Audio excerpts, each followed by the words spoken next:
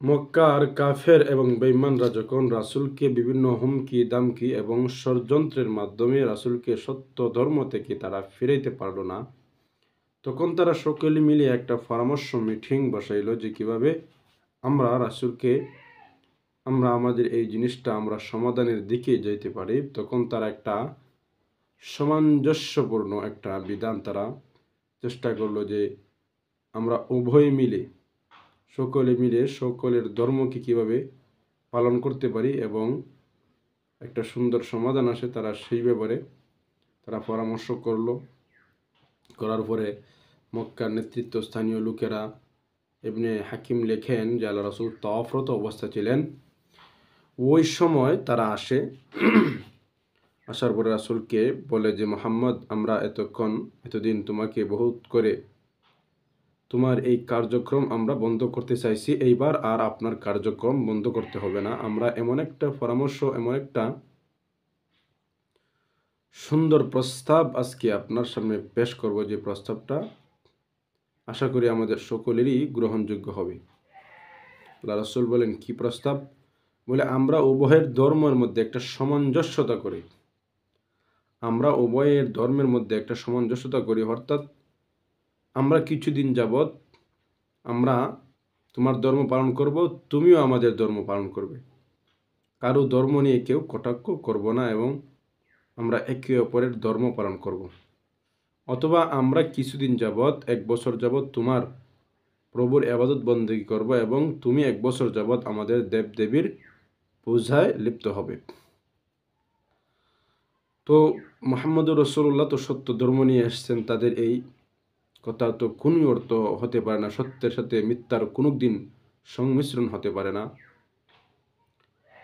তো আল্লাহ তাআলা সূরায়ে কাফিরুন নাযিল করে দিলেন, কুল ইয়া আইয়ুহাল কাফিরুন লা আ'বুদু মা তা'বুদুন।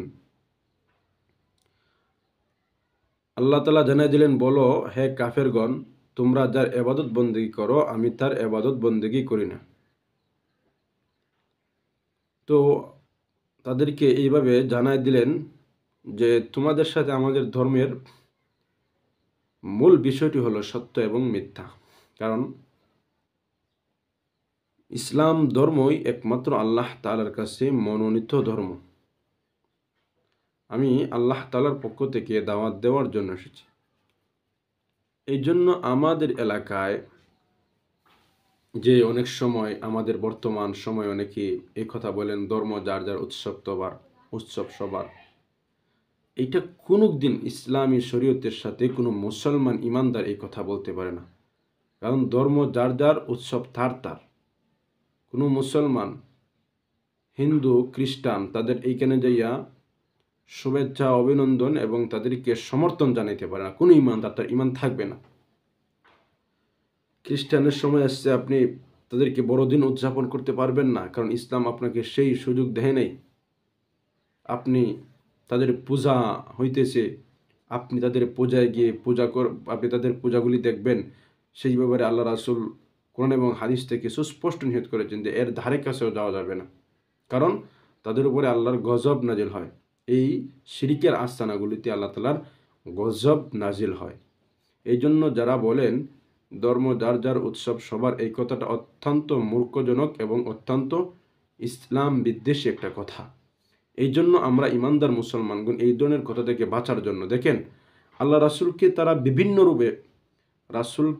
বিভিন্ন রূপে প্ররোচনা দিয়ে চাইছে যে ইমানকে বিকৃত করার জন্য, কিন্তু আল্লাহ তাআলা আল্লাহ রাসূলকে সহযোগিতা করেছেন।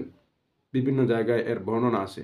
আল্লাহ তাআলা যাতে আমাদের ইমানগুলিকেও এইরকম ফিতনা থেকে, শেষ জামানার সমস্ত ফিতনা থেকে, ইহুদি, খ্রিস্টান, নাসারা, হিন্দু, বৌদ্ধ, খ্রিস্টানের ফিতনা থেকে আল্লাহ সকলের ইমানকে হেফাজত করেন।